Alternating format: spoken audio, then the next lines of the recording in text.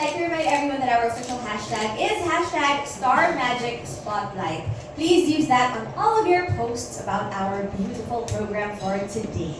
Okay, now, ang papakilala pala ako. Hi, I'm Aida Cruz. I'm still your host for today. Pero tonight, papakilala ko naman sa inyo ang ating special guests na mga kasama. Baka naririnig niyo na sila ang kasahin. Dahil grabe pong energy na dala talaga nila.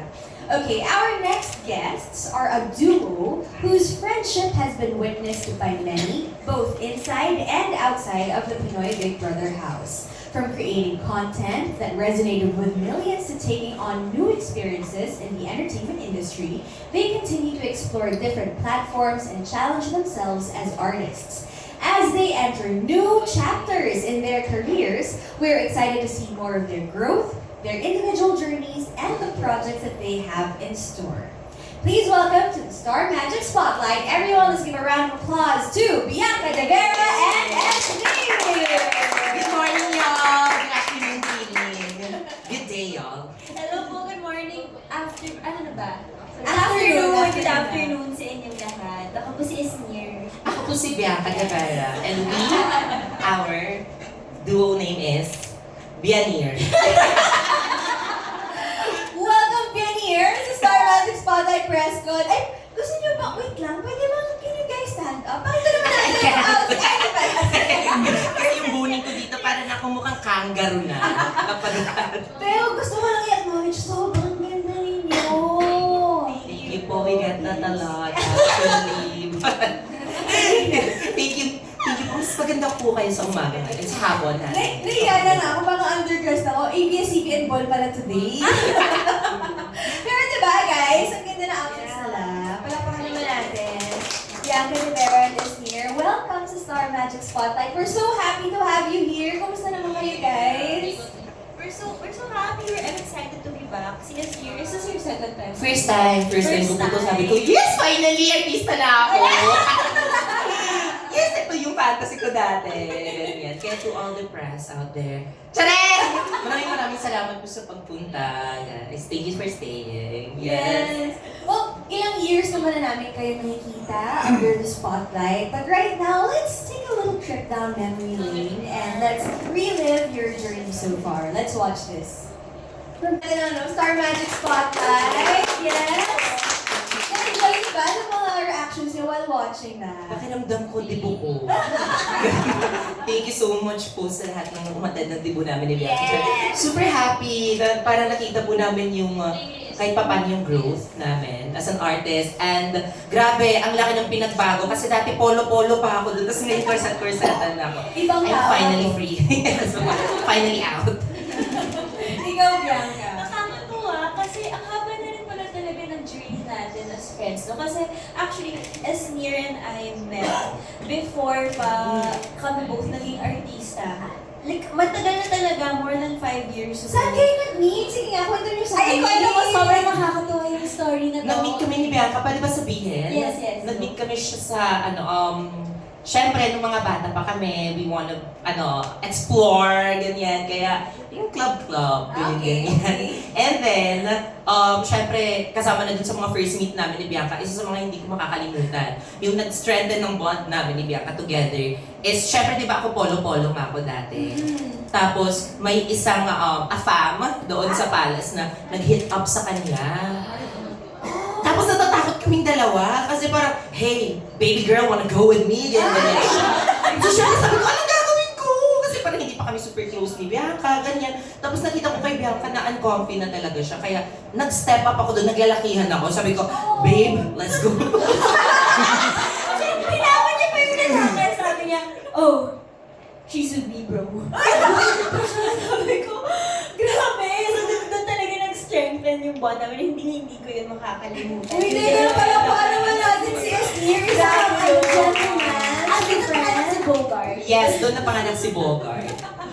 Grabe, wala yun sa 2023 bingo card. Na isisave ko si Bianca from a random na afam na grabe. Kaya ayun, parang mas naging close po kami ni Bianca. And years later, we're here. Yes! Ano yung nakapag-corset ka na ngayon? Yeah. So eto na yun, bro. I'm not a bro. I'm a sis. So sis, noong 2023, hindi ka pa nagko-content nun? Or nagsisimula pa lang? Magsisimula pa lang ako. Actually, isa si Bianca sa mga pinakaunang friends ko po dito sa Manila. Aside sa Don Bell, syempre after nung taping namin, parang pinagtagpo kami ng tadhana ni Bianca. Oh. And ayun po, doon ko na po siya na-meet. And mas nag-deepen yung relationship namin. Kaya pala, true friendship talaga. Tapos pinasok pa kayo pareho sa bahay ni Kuya. Talagang... Gulat ako nun! Kayo ba? Oo, nagkatabi pa kami sa Bini concert that time. Girl, sabay tayo pumunta. Di ba? Sabay kami pumunta pero wala. Sana magkatabi kayo kasi sabay kayo pumunta. Sabay pala kami pumunta. Sorry, sobrang dami na kasing nangyari. Sabay kami pumunta. Pero wala akong alam talaga. Na, ay, nananahimik pala to si ano. Pero yung POV ko, nun sabi ko, ate, you make the most out of it na kasi papasok na ako sa BBB sa utak ko. Tapos, siya din pala. Grabe, no, nanonood ka lang ng Bini noon, tapos ngayon aya ka na. I get that a lot. Nag-coachella na siya. Grabe na brainwash ko yung buong Pilipinas na si Aya. Kung huwag po sana, let's continue brainwashing ourselves. Pag lumalabas ka, Esther, may tumatawag sa'yo Bini Aya. Kaya nga po, hindi ko alam if ma-offend na ba si Aya sa akin. Konti na lang ibablock niya na ako. Kasi parang kinareer na masyado. That's why I'm here. As is near and not as I. Yes! Yes! Hindi masabi. Alam mo yung pagkakareer mo naman talaga, yun din naman talaga ang nagdala sa'yo dito. So, let's talk about your beginning. Sige, simulan natin sa Junior Master Chef. So, ilang taon ka nun, Bianca? I was 9 nung sumali ako ng Junior Master Chef. Nine. Actually, gusto ko talaga noon mag-artista. Mm-mm. I think alam ko ng karamihan, pero yun talaga yung goal ko. Kasi sabi ng parents ko, sabi nila, okay, mag-Junior Master Chef ka. Tapos after yun, pwede ka na mag-going bulilit, try natin na mag-artista ka. Eh parang hindi natuloy because I was studying in a very conservative all-girls school at the time. So, Bawal showbiz. Bawal Oo. showbiz. So, here I am now. So, tinapos mo muna ang studies Yes, bago tinapos nag-showbiz. ko. Oh, wow. Okay. And as near, kailan ka nag-start talaga? Before showbiz po, I was studying in an all-gay school. Ay, And meron ka ng ganon. nagma-master chef din ako sa kusina ko. Pero hotdog lang yung niluluto ko dyan. Ano po, before, nag-start po ako sa pandemic. I'm a pandemic baby.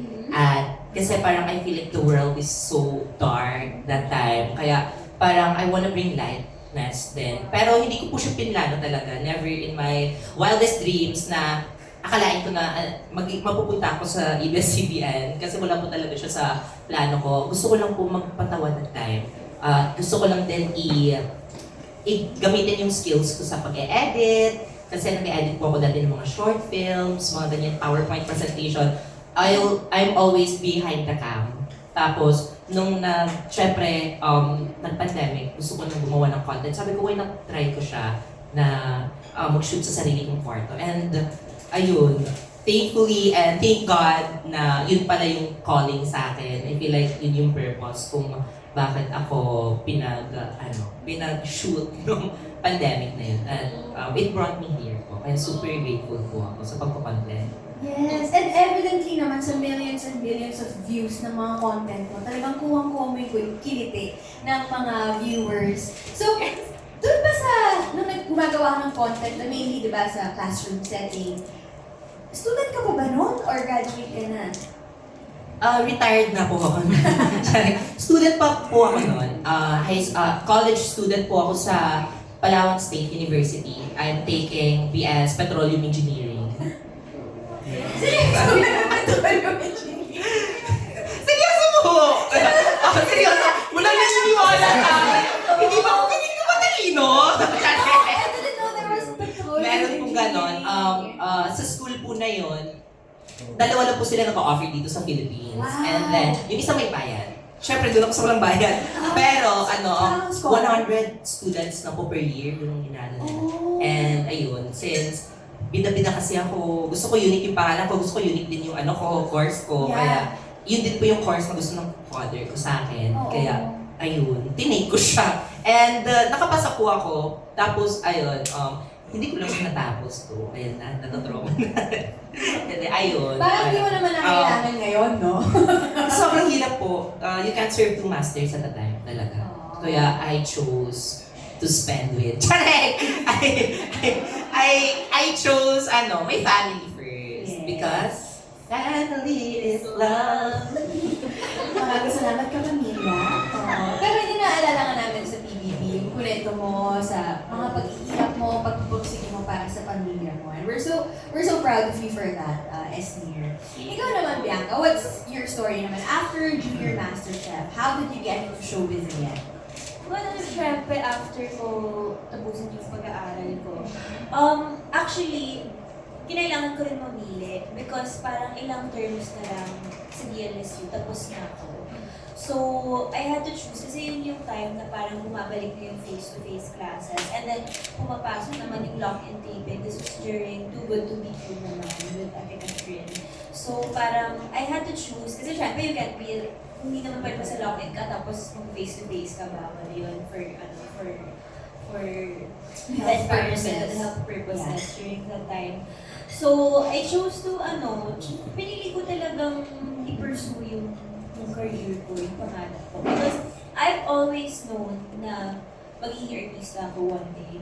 Like, bata pa lang ako, di ba, alam mo to, bata pa lang ako, hindi pa lang araw, magiging artista. Ganun talaga. Or magiging singer ako, mga ganyan.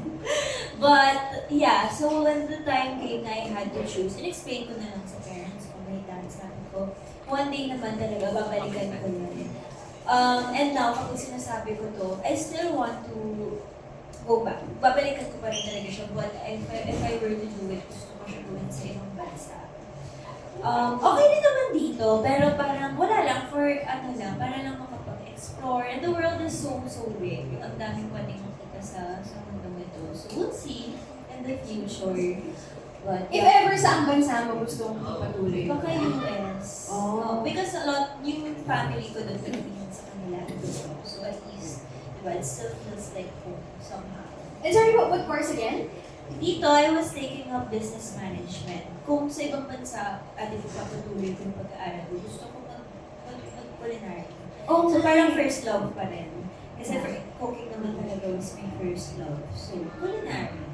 Yes, and you're very gifted at that. I mean, bata ka pa lang, di ba? Master chef ka na. So, why not? Okay. So, now, after, that journey na kunento ninyo, ngayon nandito na kayo, and maraming questions sa inyo, ang ating friends from the media. So, let's get right into it.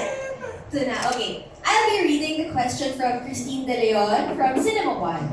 Bianca, this is for you. What is one misconception about Bianca De Vera that you've been hoping people would finally let go of? Madami. Madami akong nababasa. Marami akong naririnig. Pero for me, yung pinaka-tumatatak sa akin at talagang hindi ka tanggap para sa akin is kapag sinasabihin akong spoiled brat. I feel like it's a misconception because only child ako and I grew up comfortably. And I'm super duper lucky na nabigyan ako ng parents ko ng komportabling buhay at magbubutay edukasyon. But I think that's the biggest misconception about me na brat ako because etong pag-aartista ko, honestly, hindi ko naman talaga siya kailangan. Kung gusto ko mag-business, pwede naman ako mag-business. Pwede naman sumunod sa footsteps ng parents ko. Pero pinili ko to because I love acting. It's truly my passion. So when they say that, it's not true at all because I pay for all of my bills. As in, my gas, food, grocery, lahat ng bills, water. Tapos talaga namang pag titingnan mo yung bills mo, talagang, ano ba yan? Ano yung ganun feeling? Yung ganon. And as much as gusto ko humingi ng tulong sa parents ko, I feel like sobrang swerte ko rin because hindi nila hinahayaan na spoon feed ako. Although kaya nila, but they don't do it because gusto nilang lumaki ako ng independent. Gusto nila na panindigan ko tong pinili kong career ko na to. And I'm very, very thankful for that. That's right, kasi ang mga spoiled brat, walang sense of responsibility. Ikaw, you're very irresponsible. Ikaw na nga ang sumasagot sa mga expenses mo, sa lahat. So, yeah, that's a good answer na misconception about you. Okay, now let's go to Esnir.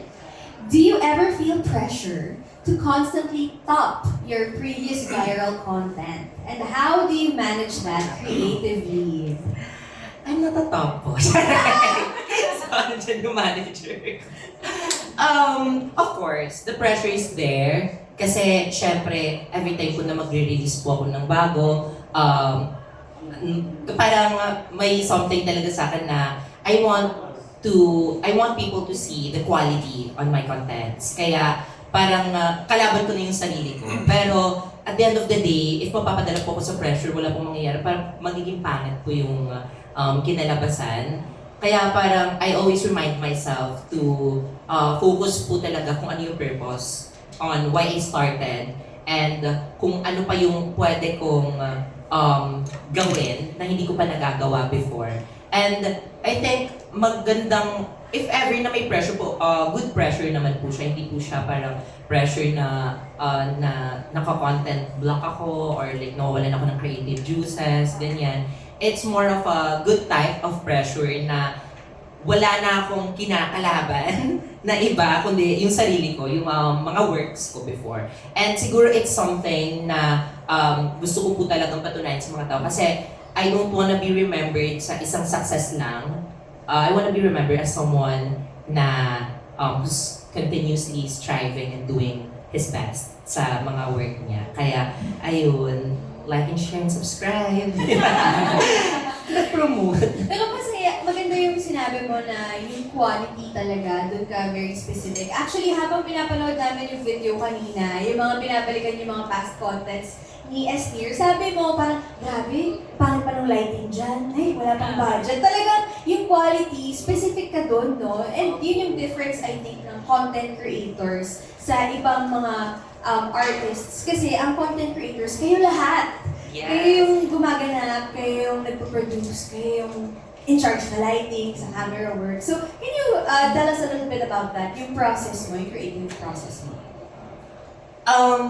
Siguro inspired po siya sa mga iba't ibang films na napapanood ko. And ayun nga po, hindi naman sa I wanna top kung ano yung gusto ko at kung ano yung mga previous works ko. It's more of what can I offer na bago sa mga manonood. Kasi sa pagko-content create po, parang bawal ko maiwanan eh. Parang isa na din po yun sa akin na, ayun nga po, I wanna be remembered of my craft and how quality are my craft. Kaya yung ginagawa ko po, usually nagbe-brainstorm po kami ng team ko and Yung ka-brainstorm mo, hindi naman ikaw din.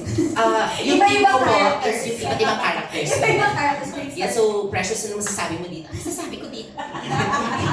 sa buong production ko po, may DIY production team. Nakabuo ka na ng team Yes. mo. Kumbaga parang Avengers. Binuo ko Yes. sila, inano ko sila, parang pinili ko po talaga sila isa-isa. And siguro yung ano po, hindi kami nalilimitahan sa gusto namin i-achieve, sa gusto kong fantasy. Kasi parang bigayan lang din po. Kung may gusto silang i-achieve sa cinematography, ganyan, sabi ko, sige, if kaya ng budget, then if time permits, adi gawin natin yan. Basta huwag niyo akong limitahan sa mga fantasy ko din. Parang ganon. Yes. So, more on batuhan lang po ng ideas and hindi na namin na-realize na we are creating something meaningful. Kaya, ayun, parang, I'm so happy. Sobrang happy. Kasi hindi ko po magagawa to without my team. Kaya, ayun. I also owe this to them. Speaking of budget, grabe yung mga stars na nakakasama mo dun sa, lalo na sa latest. Dati diba start from Bianca. Tapos, ngayon ang dami mo na nakakasama. Mga naging friends mo na rin movie industry. Opo, actually sobrang happy ko po na yung mga na-meet ko din and hindi lang parang showbiz friends, naging part na din po sa life ko. Parang sila po yung mga malalaki sa industry. Kaya sobrang naging grateful po talaga ako sa support na binigay nila. Sa mga hindi pa nakakapanood, name some of the artists na nakasama mo. Kasama ko po dun yung Don Bell Sila Donnie, si Belle, si Kuya Encho. Kuya Encho! Di ba parang kailan lang, namimili lang ako ng notebook na meron. And Meme Vice, of course, my number one idol. The one that I always look up to. Kaya, ayun po, still felt surreal. And hindi pa rin po ako makapaniwala na we're able to get them sa craft ko. Kasi sinupunupun po ako. Like, sino ba naman ako? Wala pa ako masyadong napatunayan dito sa industry at wala akong masyadong connections talaga ever since. Kaya, ayun. I think it's all because of the Lord. Like, it's on you, God. Si God to lahat. Kasi, tinry ko lang po nag-shoot lang ako ng shot. I messaged them. And then, parang go na go po sila. Wala na po ako expectations at all. Gusto ko lang i-follow kung ano yung fantasy ko, ganyan. And then, nagugulat na lang po ako na everything's falling into place, na may kasamang fasting and prayers. Kaya ayun, biglang nag-work na lang talaga lahat. At nagulat ako kung ano yung nilagay namin sa script, yun din po yung output, lumakas sa output. Kumbaga, Thank you so much po. I love you, Meme. I love you, Dakanbel. I love you. Yes! Ika nga, kaninong panaginip to? Kay Sneer. Yun yung nagawa Random. mo. Oo. Okay, now let's go to the next question for Bianca. If you could describe your current season of life in 3 words, what would they be? Again, this is from Christine De Leon of Cinema One. 3 words. Siguro I would say fruitful. Number 2,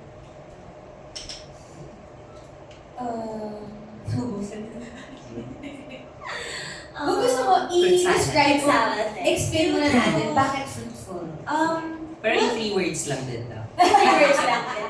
Well, parang feeling ko kasi ito yung season na pakiramdam ko, nagbubunga lahat ng mga pinaghirapan ko and with all the time that I spent on the waiting season. So parang feeling ko, ngayon sobrang excited ako lagi pag nangigising ako. Kasi shocks, ang ganda-ganda ng buhay ko. You know, when you just want to breathe, tapos parang hindi mo yung paligid mo, and then you're just so happy and you're excited to see the people that you're going to be working with, tapos natutulog kang masaya, tapos parang cycle ng happy ka lang talaga.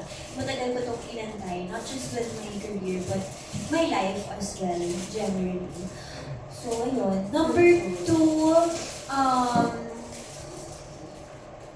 masaya. Masaya lang talaga. I think yun yung word na talagang nagpapaulit-ulit sa head ko because ngayon, happy ka with this year. Siyempre, masaya ako pag nakikita ko siya. Masaya ako na maraming projects na parating. Masaya ako na paunti-unti natutupad yung mga pangarap ko.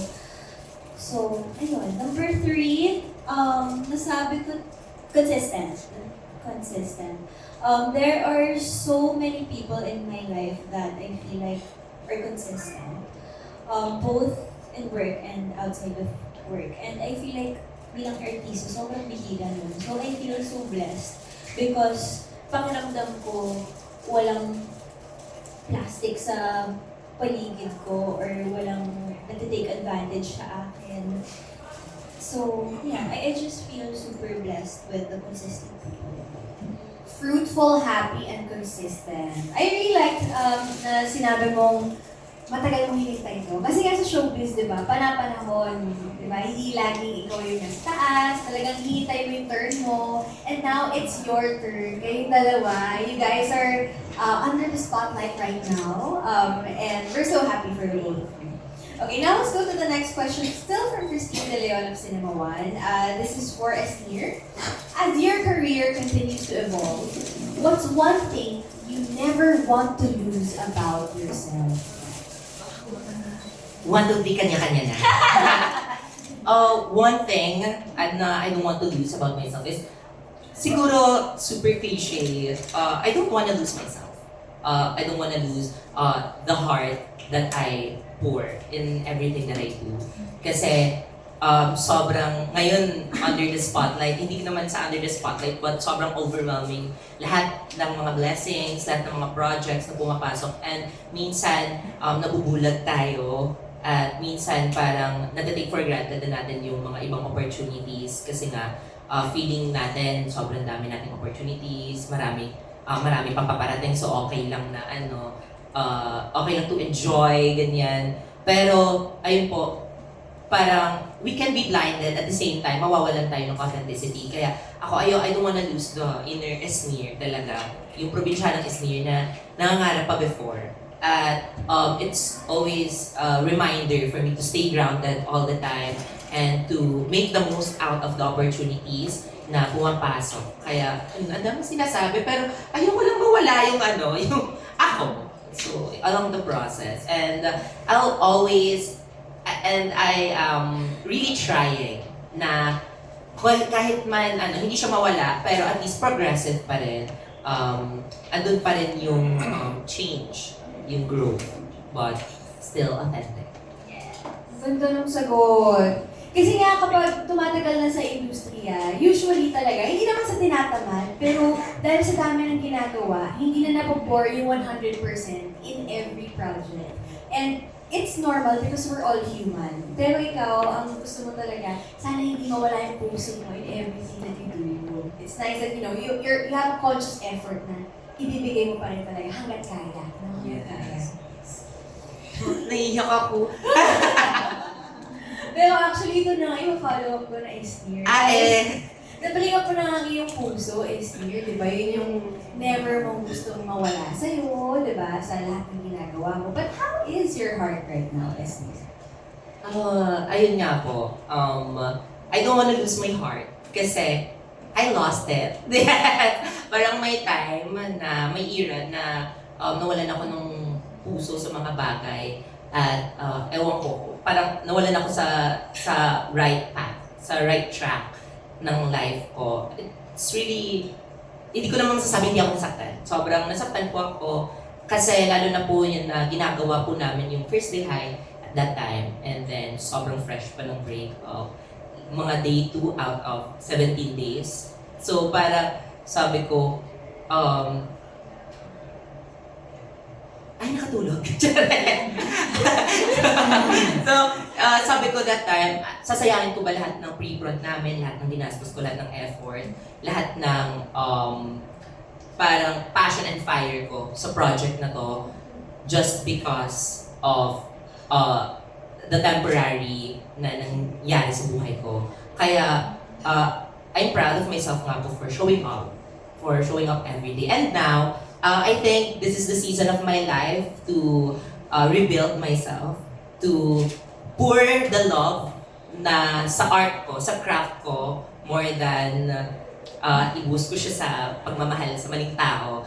And ayun, parang nare-remind na din po ako to bond with my friends, ganyan. Uy, huwag kayong ganyan na, huwag kalimutan yung friends yung lang daw eh. Pero ayun, tsaka nag-ano din po siya, parang, ayun nga po, more on rebuilding myself na ngayon. Na nag-try na ako ng mga things na hindi ko pa na-try before.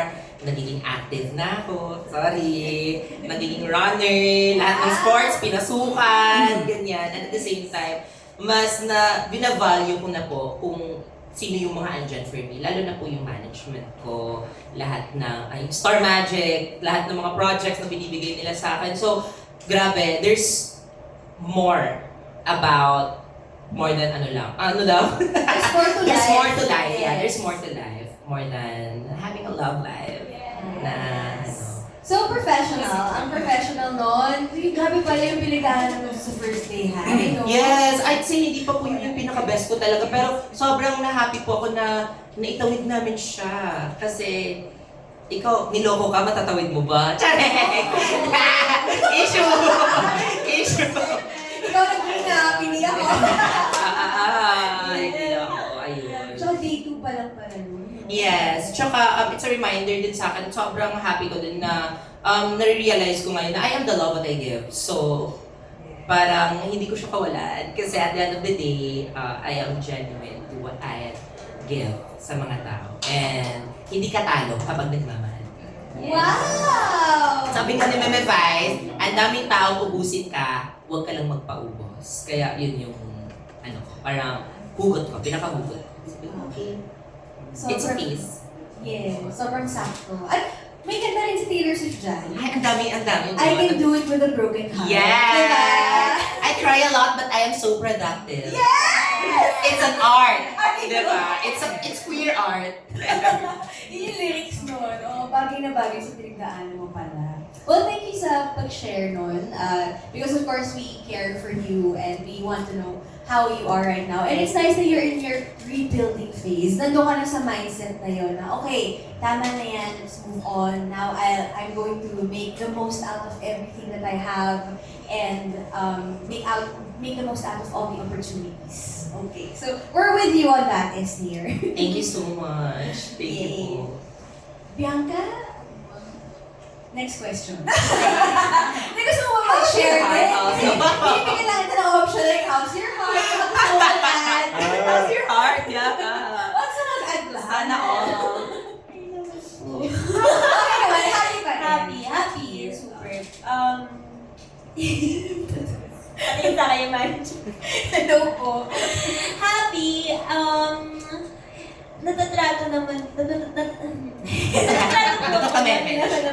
Natatrato po ako ng tama at I feel like naalagaan ako ng mga taong napapaligiran ko. So, syempre to yung family, my friends, and yeah, so, panoorin ko yung concert namin, this August 8 po yan. Ay, sa MNC. 3 days na lang. Yes! Oo! Kasi August 8 yan!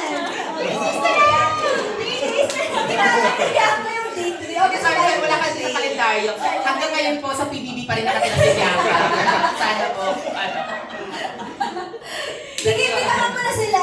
Ayan guys, so in 3 days po, concert, first ever fan con po namin yan ni Dustin. So we hope na makita po namin kayo. And there are only 2 tiers left. So 3 sections just sold out last night. Kaya naman, kung hindi pa kayo nakabili ng tickets, bili na kayo. See you, pumunta ka ate ha. Ay, of course, syempre. This is your first concert and I can't be absent. Sabi mo yung pag talaga wala doon. Well, ano yung mga pwede namin abangan dyan sa FanCon?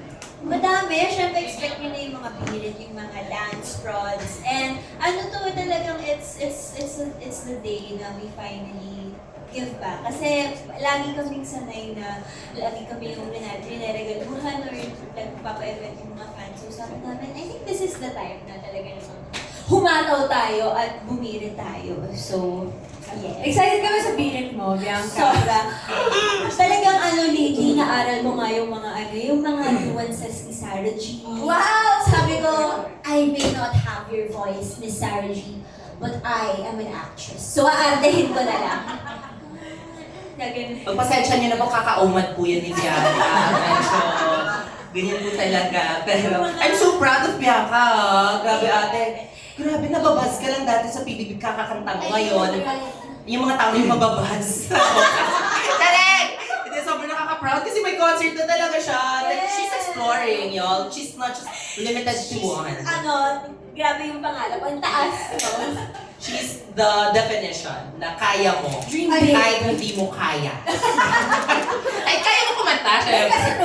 Kasi pala, kaya mo kahit hindi mo kaya. Kahit feeling mo hindi mo kaya. Kahit feeling. Kaya. Yes. Well, we're so excited for that. Again, 3 days na lang po, mga kapamilya. August 8. Okay. Now, we can definitely see yung relationship nyo, yung chemistry nyo, yung dynamics nyo as friends. And connected dyan yung next question natin from Push ABS-CBN. Going from PBB housemates to co-stars on a series, how has your dynamic changed?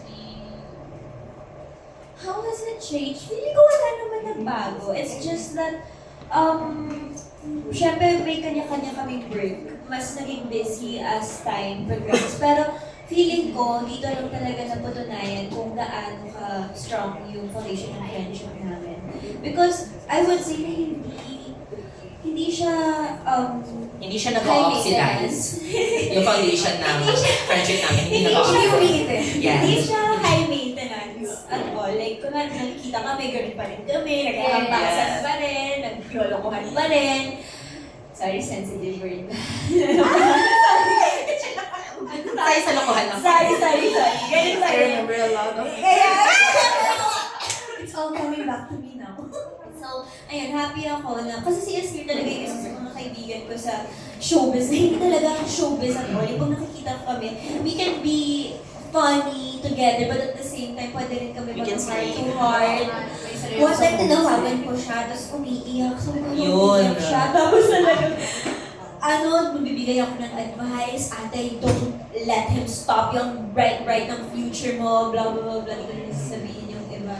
Pero kung pinapagalitan Sobrang ko na siya, na-appreciate no? ko si Bianca. And actually, yun, mas na-appreciate ko talaga si Bianca na walang nagbago sa friendship namin. Kasi more than kung paano kami magkikita, kung paano pa rin kami magtatawanan, pero mas na-appreciate ko siya nung time na I'm at my lowest. Kasi nung nalaman niya, kinol niya agad ako, and I didn't know na I needed that call.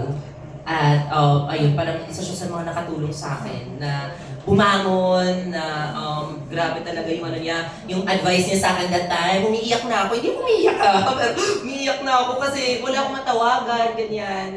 Kasi syempre busy lahat, tapos si Bianca nag-take time talaga to damayan ako. Kaya ayun, nung huli mong part nun, sabi niya, ate, I'm here for you. May 500 ka ba dyan? So, okay lang. And actually, sobrang proud ko rin kay Esnier. Kasi ganyan pa rin siya. Si Esnier kasi, di ba like I said kanina, bago pumunta kami both maging artista, kilala ko na siya. And Yes. nakilala ko siya before all this fame, bago pa siya Nagko-corset. nagko-corset na ganyan, bago pa siya maging ganito ka komportable and maging ganito ka financially stable. And masasabi ko, si Esnier talaga, isa siya sa mga pinaka-humble na taong kilala ko. Kasi bihira naman talaga yung ganyan. Kasi diba, yung iba, syempre the more na nakakapera ka or the more na sumisikat ka, biglang nakakalimot ng kaibigan or nakakalimot ng pinagsimulan. So, na-happy ako for Esnier because hindi ko nakakalimutan kung saan siya nanggagaling. Hindi ko nakakalimutan yung roots niya. So, I hope he never change. I hope you never changed also. I love you, ate. I love you. Sobrang mahal ko si Bianca, guys. Superstar na siya ngayon na. Tapos di ba pinapansin niya pa rin ako. Ganyan. Concert diva. You're the best. Talaga, MMFF queen. Name it, she has it. She has it all. She has it all. Basta. English ako nag-English kasi katabi ko si Bianca eh. Parang pinig ko bawal ko magkanal-kanalan dito. Pero ang galing dun sa friendship nyo, no? You've been saving each other from the fam, tapos nung hindi mo alam na kailangan mo pala siya, she saved you during that time. Ang galing. And kahit nung kami nung napupatuwa. Pero even sa PBB, nung namatay yung ko, si Peachy, Ah, yes! siya, kasi, I don't think inero to, pero I was crying kasi tapos hindi na talaga ako makahinga lang kasi syempre it was a lot for me. And then, Kuya gave me an option. Sabi niya, may gusto ko bang, si Mommy! Hindi pala si Mommy, kasi kakall ko si Mommy yun. Si Mommy yung nag-request kay Kuya, pwede mo papapasukan si Esnier, please, please. Tapos nung napasok niya, tapos isa siya sa mga tao na talagang pinagpuputan ko ng lakas. So, thank you, Ate. Thank you. Marami kayong hindi nakita sa PBB na sobrang senti namin kayo. Oo. Pero, ayun, sobrang happy ako na, ayan na. Ayan na rin. Happy birthday na. Sobrang happy ako on what we have right now. Yes. And sana magpatuloy ito siya years from now. Alam mo sa nakikita namin, ramdam natin no? Talagang real yung friendship nyo. And we love seeing that. Especially in this industry na syempre, ang daming magaling mag-acting. Pero kayo ang nakikita natin talaga, it's real. Hindi magaling. It's real. Okay, now, sige, dun pa tayo sa friendship nyo. Yung pala yung tanong sa Push ABS-CBN. What's a side of each other you only discovered after leaving the house? May mga bago pa ba kayo na-discover? Sa isa't isa? Bagong na-discover, After PBB? after, siguro nakita ko lang kung paano kasi si Esnier kapag na heartbroken na talaga. Kapag nasaktan ng todo. Si Esnier kasi, Parang about broken hindi heart. naman, parang, nakilala ko kasi siya as someone na laging happy-go-lucky, laging masaya. But during PBB, even after PBB, nakita ko siya kung paano siya kapag nasasaktan na siya. Hindi lang sa love life, kaya kapag biiyak siya, kapag nalulungkot siya, or kapag galit siya, nakita ko kung paano siya mag-handle ng ganung klaseng pressure. And paano? And kung paano niya handle yung ganung pain. Paano? I would say na sobrang graceful niya. Graceful. Pixie is near yung tipong tao pag wala, parang pakiramdam ko, sobrang mapagpatawad siya. And I feel like not every person deserves that kind of forgiveness from you. Nanayak ako. Wala akong 500. Naiyak ako. Because yes, you're sobrang brilliant, sobrang hardworking niya. So kapag may nakikita akong tao or situation na nakakasakit sa kanya, nagagalit ako para sa kanya bilang parang sister niya because hindi niya deserve yung ganong klaseng pain sa mundong ito because Esnir has been through so much. So nung nakita ko siya sa lowest niya, ano ba yung parang gusto ko siyang ipagtanggol the same way na pinagtanggol niya ako before doon sa sa BGC. So, ayun, every time na nakikita ko yun, gusto ko siyang i-remind parati na nandito ako sa'yo bilang yung bunso mo or ate mo. Nandito. Nandito ako. Kumanta ka. Ay, OST! Kumanta pa. Baka mag-back out 3 days na lang. Kaya baka mag-back out sila. Ganda nun, kumpleto ng OST. Ikaw naman, Esnir, ano yung bagong side ni Bianca na nakita mo after PBB? Actually, si Bianca, walang eme po talaga. She's always been the Bianca na nakilala ko. Super, alam mo yun, parang, dati kasi tinanggap niya ako, kahit wala pa ako masyadong friends dito sa Manila, kahit ano pa ako doon, influencer pa ako nun. Pero hindi ko naramdaman yun kapag kasama ko si Bianca sa lahat ng mga ganap. Alam mo, first meet namin, pinatulog niya ako sa bahay niya. Oo, first meet namin, pinatulog niya ako sa mansion nila. Sa second floor, di ba? Ganun. Kaya parang, sabi ko, totoo ba ito? Tapos pinaligo niya pa ako, medyo na-offend lang ako, kasi pinaligo niya ako. Bago ako humiga sa bed, Bago mo ako muna. binigyan pa naman ako ng towel. Kumot na ibibigay mo. Ate, maligo ka dyan ah. Hindi, sobrang ako maligo ni Bianca. Ever since, she's always been generous sa akin. Lalo na din sa paglabas. Alam mo, support siya sa lahat ng mga cooking, baking, keme ko. And parang, I have really found a friend in her. Kaya, wala akong masyadong nakitang new side of Bianca. Siguro ngayon, mas sobrang nagalingan ako sa'yo, eh. Sa lahat ng mga na-achieve mo. Kasi sobrang deserve ni Bianca yun. And I know na she worked hard for it. Na finally, she's getting the attention na matagal-tagal na namin pinapangarap for her.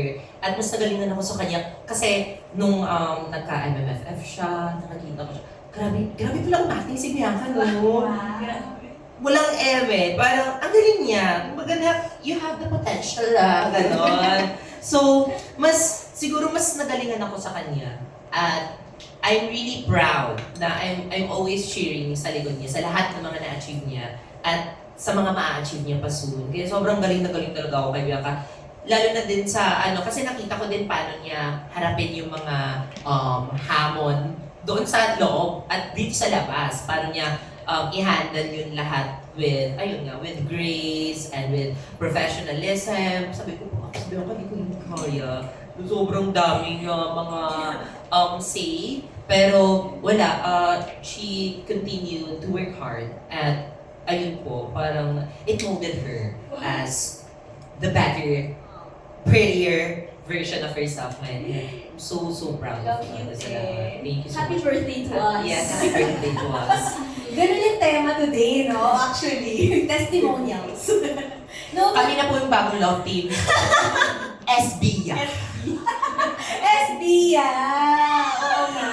Love you, te. Hindi na Bianir. SBIA. Okay. Now, punta naman tayo dun sa mga pagtatrabaho niyo together. So, kanina niyo pa sinasabi, you both are hard workers, hanga kayo sa isa't isa. Pag-usapan natin yung naging experience niyo sa The Secrets of Hotel 88. Yeah. What can you share with us? Kain ng kain si Bianca sa set. Yun ba natin?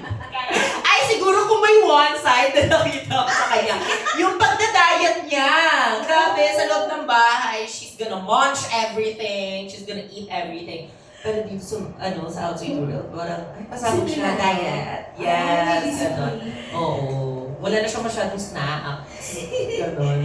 Hindi, nung taping kasi, si Yasir yung isa sa mga happy pills ko. Kasi diba sa set, alam mo naman, minsan ping-pong ka, yung time na yung parang 3 yung units namin.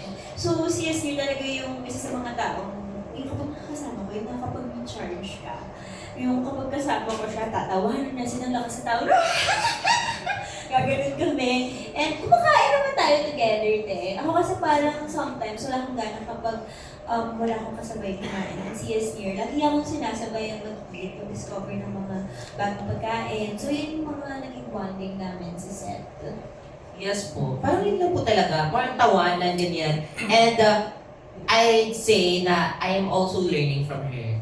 Kasi may mga eksena na, alam mo yun di ba? Yung parang sobrang dami kong lines, tapos kinakabahan ako kasi siya yung kabatuhan ko. Eh, syempre, galing na galing nga ako kay Bianca. So, parang, ayun, pinapakalaman niya ako. Sabi niya, hindi, okay lang yan. Mag-throw lines tayo, throw lines. Tapos, habang nagto-throw lines, tumatawa kaming dalawa, hindi kami makakaseryoso, ganyan. Pero, parang hindi ko na-realize na memorize ko na pala yung ano ko. Kasi, very comfortable ako pag kasama ko si Bianca. The pressure's there, pero inaano niya nga, parang inaano niya ako, don't worry, parang tawag doon Encourage. reassure niya ako, pinapakalma niya ako, na bakla ko lang po, tayo lang to, ganun. So, ayun, mas nagiging comfortable ako na to throw my lines with her, lalo na sa mga sobrang habang linyahan. Kaya, ayun lang po siguro. Fun. Ang galing na mix niyo yung work and play. Dahil sa friendship niyo and at the same time, you're also working. Okay, now, if given another opportunity to work together, what kind of project would you want to explore? Ako, po talaga, pangarap ko po talaga maka-love team sister. Diba, sabi sa kanya, ayaw mo ba i-try? Try lang. Pareho naman tayo ng manager. Ayaw niya talaga. Okay ka lang din. Cute kaya, imagine mo. Ate, nanonood si Gareth Flores. Ay, sorry. SB na kasi. SB. Hindi, yung totoo, siguro gusto ko mag-comedy kasama si Esnir. Kasi, di ba nakatrabaho ko na siya sa The Secrets of Hotel. Yeah. Ang ganda ng chemistry namin together.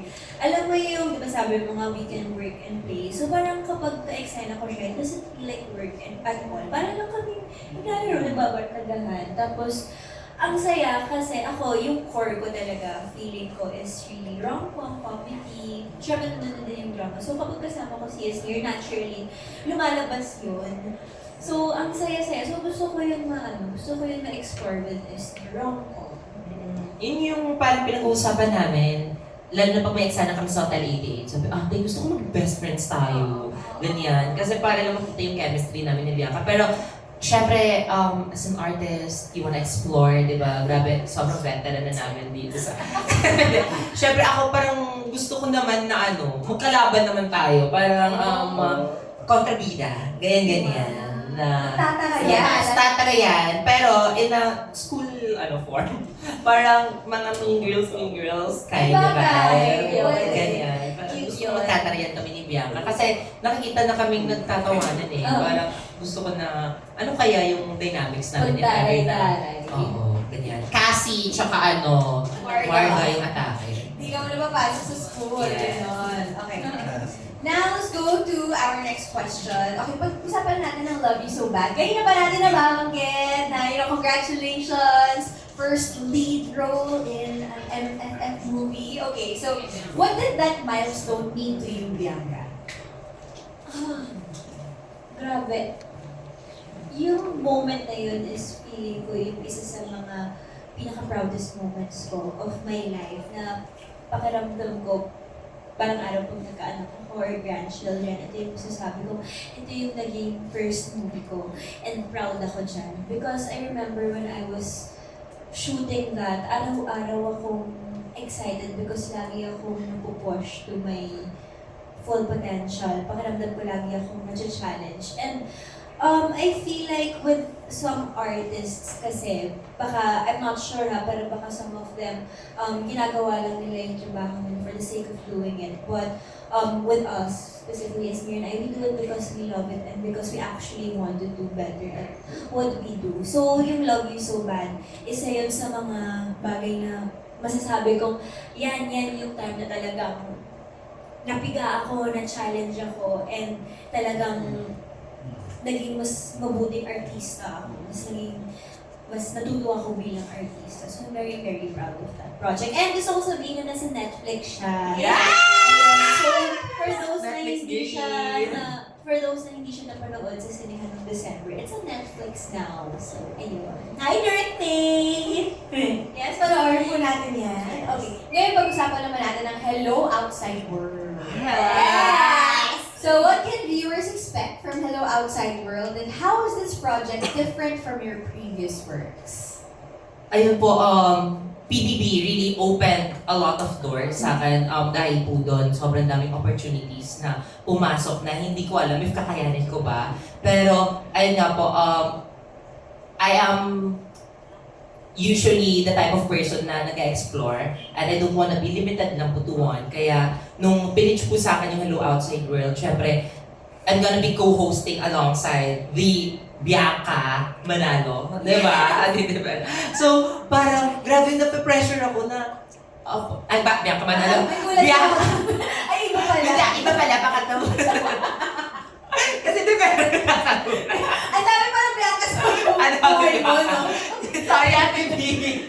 Nagkakal episode na kami. So, Bianca ayun po, Gonzalez. to be co-hosting alongside the Bianca Gonzalez, grabe, nape-pressure po ako kasi, kumbaga parang kailan lang si Ate B yung nag-announce ng nomination night. Ngayon, ibang takot na siya yung kasama ko sa couch, siya yung kasama ko na mag-hosting. Pero sobrang saya po ng experience. At grabe, parang it made me, I feel like it made me grow as an artist na hindi lang hanggang content create yung kaya ko pala, hindi lang din hanggang sa mga movies. Kaya I hope na nag-give ko yung best ko dito as a host at pang-balance din talaga ako sa sa dynamics namin ni Ate B. Kaya yung ma-expect ng mga tao and sa lahat ng mga manonood, sobrang saya. I swear po, isa siya sa mga podcast or show na hindi mo mamamalayan na tapos na pala yung oras. Kasi sobrang daming exciting guests and sana abangan niyo po. Grabe. Ayun. I'm really happy sa first hosting show na baby ko. And sobrang grateful ako na nabigay po sa akin ng opportunity na to. And ayun. Ayun, it opened also to a lot of more shows na hosting gigs. Kaya sobrang happy po ako now.